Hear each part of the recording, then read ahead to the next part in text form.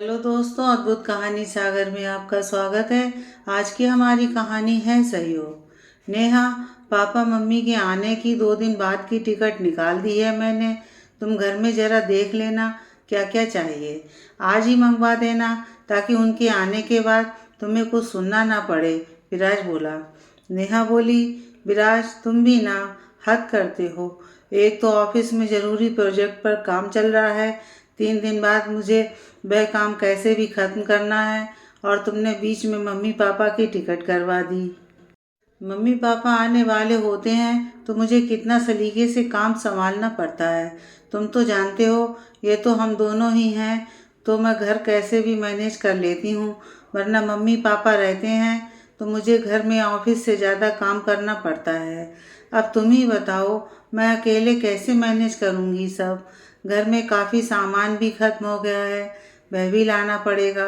घर के कोनों में जाले जम गए हैं, सोफे का कवर और पर्दे सभी धोने हैं।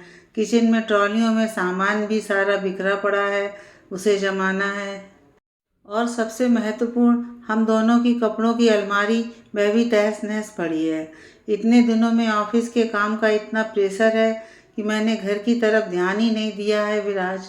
काम वाली जब घर में काम करने आती है तो हम दोनों ही ऑफिस में होते हैं। उतने में नेहा की नज़र ऊपर चल रहे पंखे पर पड़ी। वह बोली, हे भगवान, अब मैं क्या क्या करूं? ऑफिस संभालूं या घर?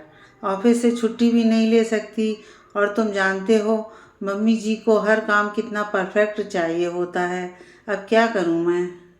विराज बोला, नेहा देखो, जो भी राशन का सामान खत्म है वह मैं ऑनलाइन ऑर्डर कर दूंगा। घर की साफ सफाई तुम कमला बाई को बोल देना, कल वह कर लेगी। और थोड़े एक्स्ट्रा पैसे देकर पंखे और रसोई की ट्रालियां भी साफ करने को कह देना। और हाँ, भाई को पैसे देने में कंजूसी मत करना, वरना वह काम भी वैसा ही करेगी, कंजूसी जैसा। कल ऑफिस की मैं छुट्टी लेता हूँ, जिससे मैं सोफे के कवर और पर्दे मशीन में धोकर सुखा दूँ, और इससे तुम्हारे ऑफिस के काम में कोई खलल नहीं पड़ेगा। वैसे भी मेरी ऑफिस की छुट्टियां भी पेंडिंग पड़ी हैं, तो मुझे छुट्टी आसानी से मिल जाएगी। और कपड़ों की अलमारी भी कल मैं ही जमा दूंगा। नेहा को भी विराज की तरकीब अच्छी लगी और वह बोली, विराज सच में तुमने मेरी परेशानियां चुटकियों में हल कर दी। चलो आप खाना ऑर्डर कर दो, मैं प्रोजेक्ट का काम कर लूँ, क्योंकि सिर्फ 3 दिनों के अंतराल में प्रोजेक्ट सबमिट करना है। विराज बोला, नेहा तुम्हारे बोलने से पहले मैं खाना ऑर्डर कर चुका हूँ। और उतने में डोरबेल बजी, देखा तो खाना आ गया था। दोनों ने खाना खाया और दूसरे दिन नेहा सुबह ऑफिस के लिए निकल गई, और विराज ने कमलाबाई से सारा काम करवाया और खुद भी घर के दूसरे काम करने लगा। नेहा ऑफिस से जब थक कर घर आई, घर पहले से ज़्यादा चमक रहा था। विराज ने आज खाना भी बनाकर रख दिया था। नेहा बोली, विराज दुनिया की हर लड़की को तुम्हारे जैसा पति मिले। और दोनों हंस पड़े।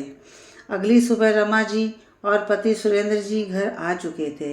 नेहा ने नाश्ता और चाय बनाई और सुबह के सारे खाने की तैयारी कर ली। फिर वह ऑफिस के लिए निकल गई। नेहा बोली, मम्मी जी आज प्रोजेक्ट सबमिट करना है तो जाना ज़रूरी है, कल मैं ऑफिस से छुट्टी ले लूँगी। रमा जी बोली, हाँ नेहा कोई बात नहीं। शाम को जब नेहा ऑफिस से घर आई, रमा जी ने थोड़ा बहुत खाना बना रखा था। नेहा बोली, मम्मी जी आपने क्यों तकलीफ़ की?